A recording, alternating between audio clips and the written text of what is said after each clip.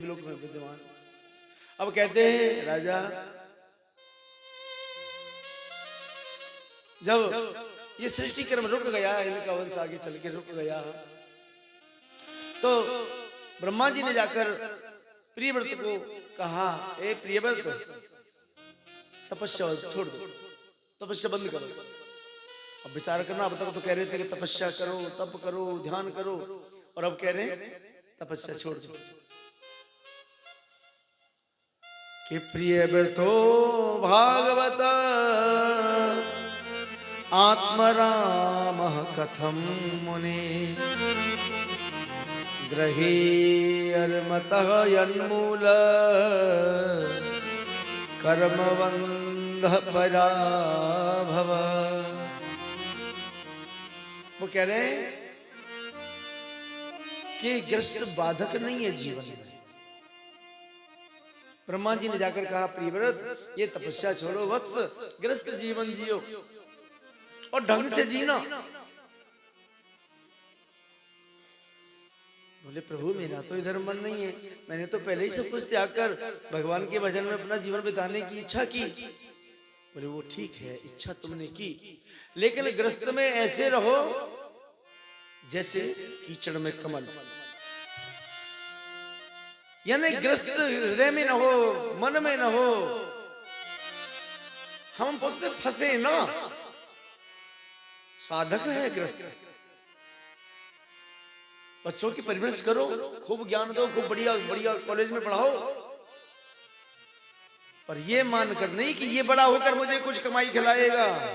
अगर ये मानकर तुम बच्चे को पढ़ा रहे हो तो तुम स्वार्थी कहलाओ। बोले ये बड़ा होकर अफसर बने और देश की सेवा करेगा, मेरी नहीं पूरे भारत की सेवा करेगा। बच्चे को गुणवान बनाओ तो तुम वाकई सत्य मार्ग पर हो। बोले ठाकुर जी हमने ग्रस्त जिया और आपने जो फल दिया उसको ऐसा योग बना दिया कि आज वो पूरे विश्व की सेवा कर रहा है। ऐसा महाराज, इसके बाद कहा विश्वकर्मा की पुत्री जो बहिष्मती है उसके साथ ग्रस्त जीवन जीना प्रियव्रत ठीक है महाराज।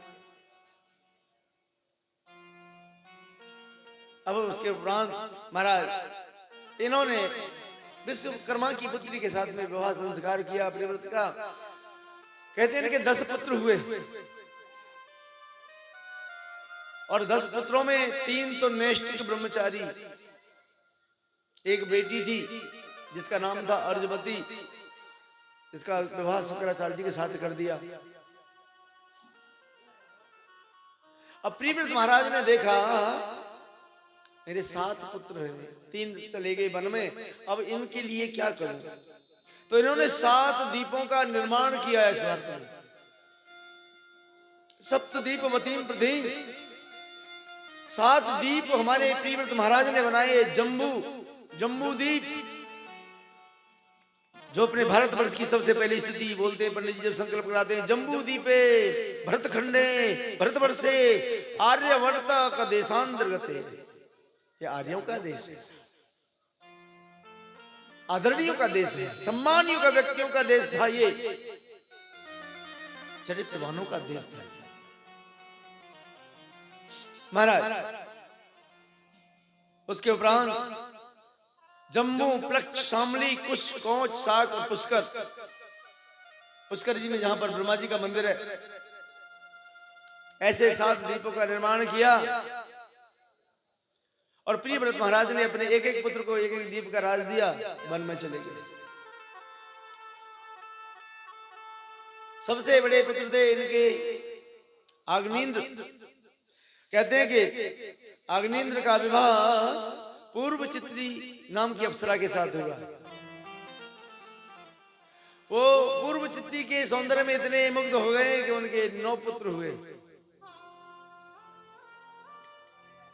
फिर इन्होंने भी अपने जम्बू द्वीप के 9 खंड किए और एक एक खंड को एक एक बच्चे को राजा बनाया, और ये भी महाराज बन में चले गए। उनके सबसे बड़े पुत्र थे नाभि। नाभि को अजनाब खंड का राजा बनाया। नाभि का विवाह मेरू देवी के साथ हुआ, जिनके यहाँ पर कहते हैं यज्ञ पुरुष भगवान का प्राकट्य हुआ था। यज्ञ का यजन चलाने वाले ये दूसरे यज्ञ पुरुष भगवान। महाराज उसके उपरांत इनके महाराज पुत्र हुए थे ऋषभ, जो जैन धर्म के आदि प्रवर्तक कहे जाते हैं,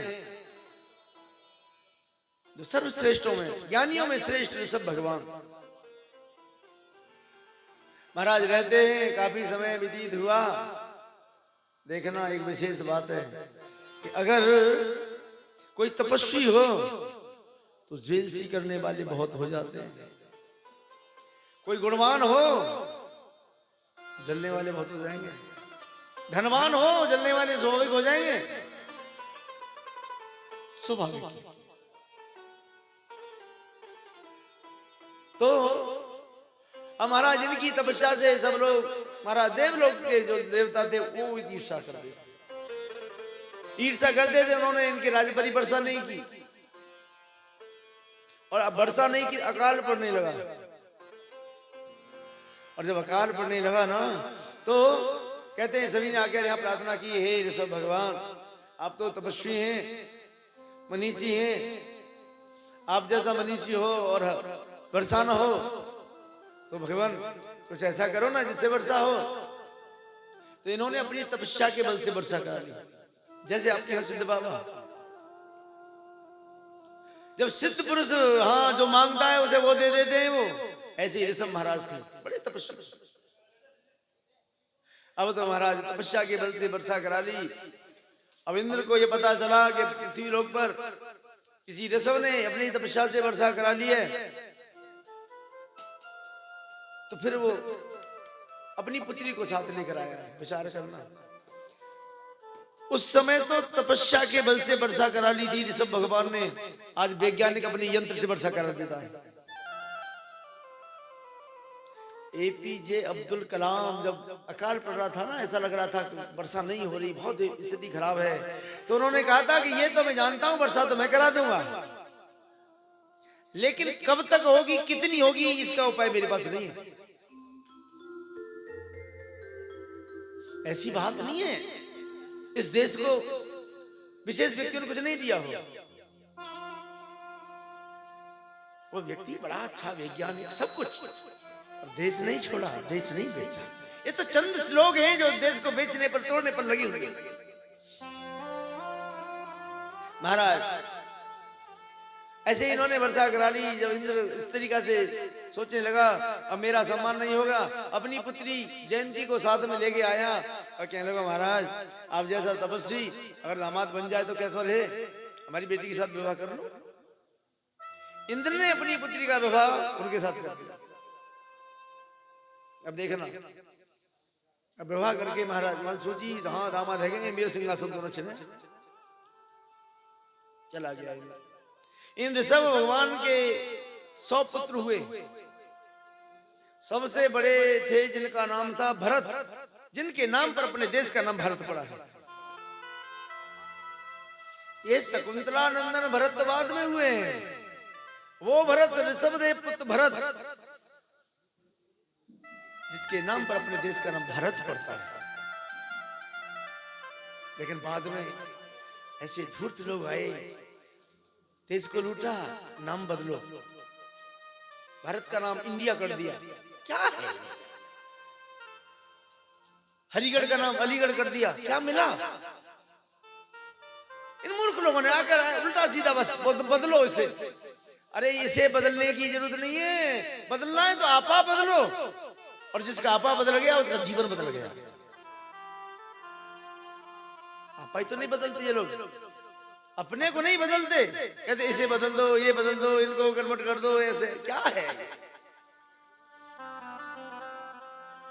ऐसे महाराज सबसे बड़े भरत थे। 9 राजा हुए, 9 नाथ हुए, जो गोरखनाथ मचंद्रनाथ कहे जाते हैं। 81 तपस्या करने चले गए। एक दिन ऋषभ भगवान ने अपने पुत्रों को अपने पास बुलाया और पास बुला के पूछा, पुत्रों जीवन क्यों मिला है? देखे ना, जीवन क्यों मिला है? तो यहां पर सबसे पूछा तो हाँ सब पूछने लगे कालिया जीवन मिलो जी, बोले खाओ पियो सो मस्त रहो और कालिया मिलो। लेकिन भरत जी से पूछा तो भरत जी ने उत्तर दिया, हे तात यह तन कर फल विषय न भाई, यह तन